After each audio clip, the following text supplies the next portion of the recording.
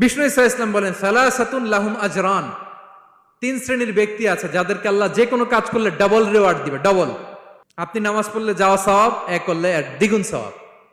এর মধ্যে এক শ্রেণীর হচ্ছে ওয়াল আবদুল মামলুক ইদা আদ্দা হাক্কাল্লাহ ওয়া হাক্কা মাওয়ালিহ, ওই দাস যে তার আল্লাহর ইবাদত করে, আল্লাহর হকও পালন করে আর তার মনিবের হকও পালন করে। এখানে দাস বলতে শুধু আগের সময়ের দাসই নয়, বর্তমান সময়ের যারা কর্মজীবী তারাও। কোন কর্মজীবী সে যদি আল্লাহর বিধান, আল্লাহর হক আদায় করে, পাশাপাশি যার আন্ডারে সে কাজ করে তার হকও আদায় করে, বিষ্ণু ইসা ইসলাম বলেন সব কাজে তার প্রতিদান হবে ডবল ডবল। পড়েন আল্লাহু আকবার। তাহলে শ্রমিকের দায়িত্ব হচ্ছে কোম্পানিকে যে সার্ভিস তার দেওয়া এটা পূর্ণাঙ্গ রূপে দিতে হবে। কথা বলেন ঠিক কিনা?